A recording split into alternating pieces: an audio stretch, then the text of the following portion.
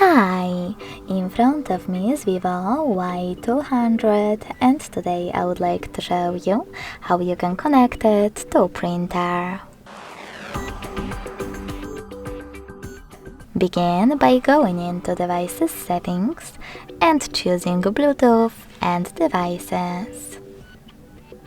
Following that, scroll down, click on Printing and tap on Default Print Service.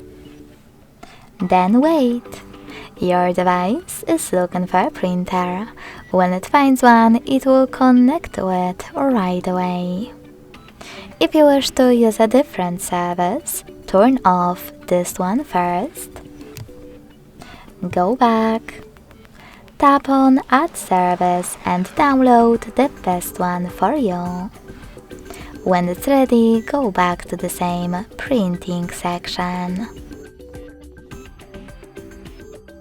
Then just click on your new service and wait as well.